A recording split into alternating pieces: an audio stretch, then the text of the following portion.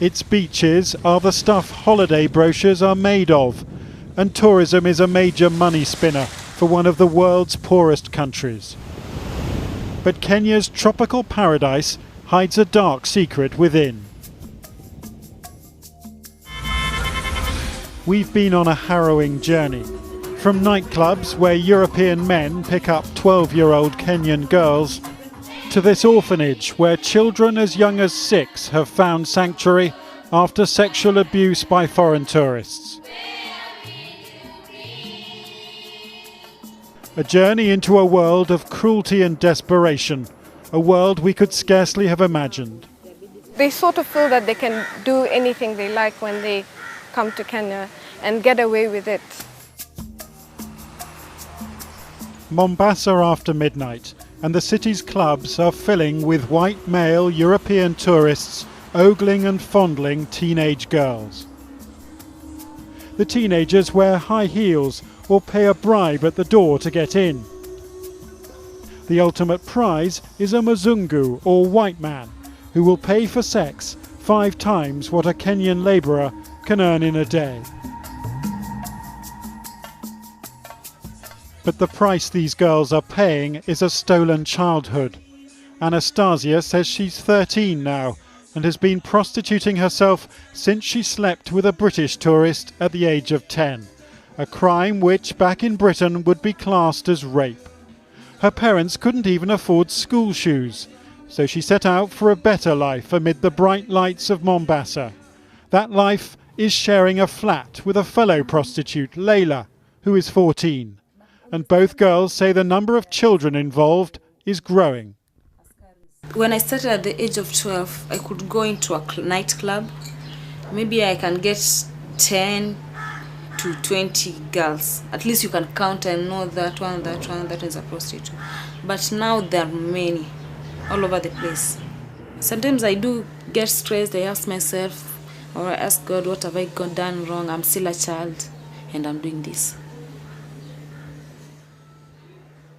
3 years ago, a study by the UN children's agency UNICEF warned that there were thousands of girls like Leila, but that was before Kenya was plunged into political violence and economic crisis and a drought which has left 10 million Kenyans without enough food to eat. The author of the UNICEF study now reckons her findings are an underestimate. The study pretty strongly demonstrated that it was approximately 30% of the population of children between the ages of 12 to 18 who were engaged in some form of sex work. That's an astonishingly high figure. How many thousands of people are we talking about?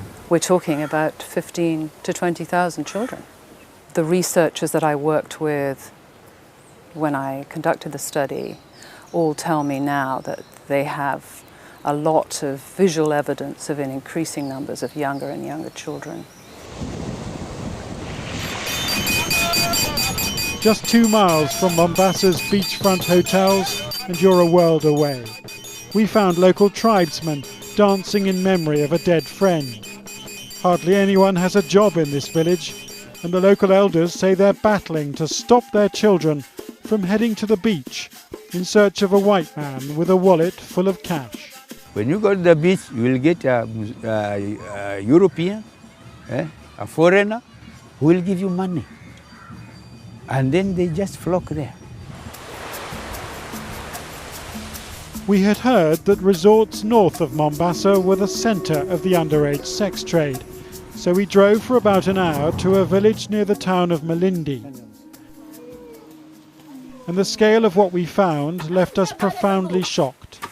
Teenagers shelling maize told us it was normal for young children to sleep with African men in the low season to prepare for rich foreigners later. And the village elder was so concerned about his village's children that he sent several families with their 12 and 13-year-old girls and boys to talk to us. So we have a group of children here, 1, 2, 3, 4, 5, 6, 7, 8, 9, 10 of you. Can you tell me how many of you have had sex with foreigners on the beach? 1, 2, 3, 4. Yeah, 4. 4 of you. 4 of the 10 of you. Almost half. It was Fatuma's story which affected us the most. She's 13 now, but she says she was driven by hunger to sell herself to 2 European tourists named Andre and Thomas at the age of 11. The first one, I get it 1,000. 1,000 shillings, so that's £10. Yeah. And the second man? The second man, that day I didn't get some. He gave me 500. He gave you 500. 500, so £5. It's very sad because my body is the temple of God. Your body is the temple of God? Yes. With her mother's permission, Fatuma showed me the beach where she sold her body to the 2 white men. She told me about her routine on Sundays. In the morning she goes to church. In the afternoon, her family's poverty forces her here to look for more foreigners. And her mother claims she's powerless to stop her. Kuhusu Fatuma anarandaranda kwa sababu ya kihali ya kimapenzi sina, chakula sina nyumbani, hivi ni mtoto wa shule nimekwama amefukuzwa ndo anazunguka. What makes what I've just heard even more shocking is that it isn't even a secret. It's widely accepted in this village that children are sold to foreign tourists for sex. And what's happening here is happening up and down the Kenyan coast, with thousands of children, possibly tens of thousands of children, involved. There are pockets of resistance, like this girls' football team set up by a Kenyan charity. Its motto, "My God is my strength, not my white man." But the school teacher in charge admits that 16 of the 35 girls she trained last year are now back on the beaches, selling themselves. They take the child of Kenya just because we are poor. They misuse the child. Personally, it hurts me. I feel pain. Any foreigner found sleeping with a Kenyan child should be taken back to his country and never be given allowance to come to our country again. All along the coast we'd heard that children abused by tourists are now younger than ever. But we wanted evidence. So we went to Mombasa's only public clinic specialising in sexual violence, where cameras have never been allowed to witness the terrible suffering within. The sound you can hear is of a 6-year-old boy crying out after being raped by a neighbour. Stark proof that child sex abuse is not just a tourist problem. Crimes against children are committed by Kenyans as well. And this clinic is unique in confronting a scandal many would rather ignore. This is the clinic's admissions book, and it reads like an astonishing chronicle of cruelty. Over 1,000 children treated here in the last 2 years. And the academic analysing the daily roll call says their ages are falling, with more and more sold for sex.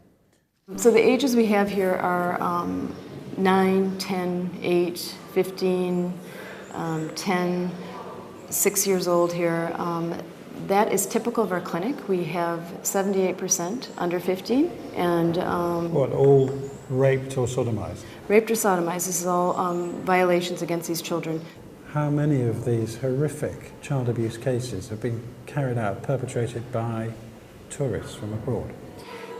The national estimate, based on a report by UNICEF, is that 40%, approximately 40 to 50%, it's a hard number to calculate, are committed by tourists from abroad.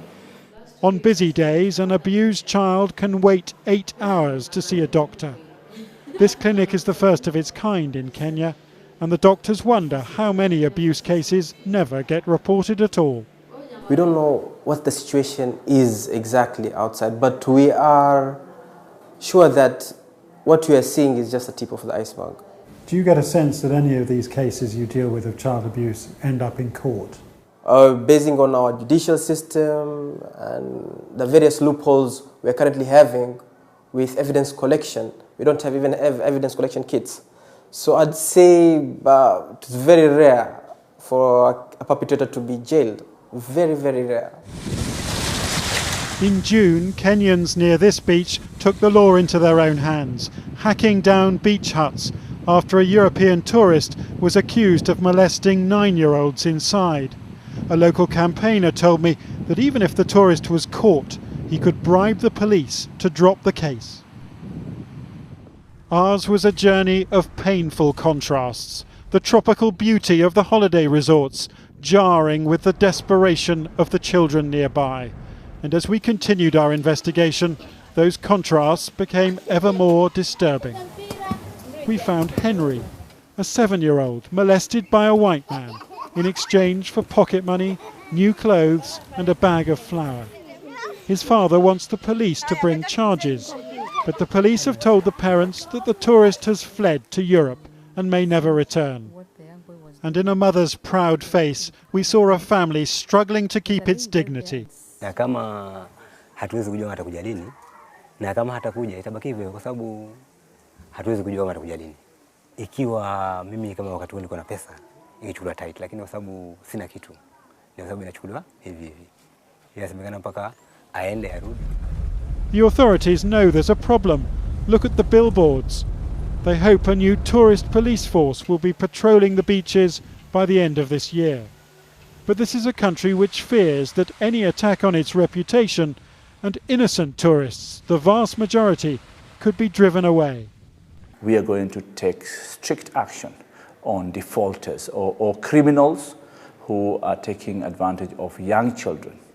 As a parent, as well as a country, we cannot afford abuse of our children. At the same time, if it is publicized, blown out of proportion, it will destroy the same effort of eradication of poverty by destroying tourism.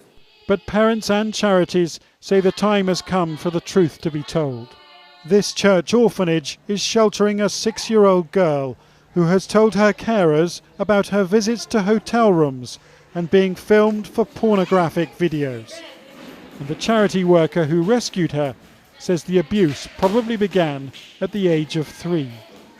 The doctor said she has some whip-like lashes on her back, and she had a vaginal injury as well, and there was some sodomy as well. And she's just 6 years old? And she's just 6 years old. And as far as we know, do we know who carried this out? Who committed this crime? She says it was, Mzungus. White men. White men, yeah. Laws are going to get stricter, and they can't go back to their families pretending not to be pedophiles anymore. And we're going to wind up in jail eventually. This little girl is now safe, no longer refusing to eat, no longer expecting to stay up all night. But up and down this 300-mile coastline, Kenyan children are suffering, their stories still untold. Jonathan Rugman, Channel 4 News, Mombasa.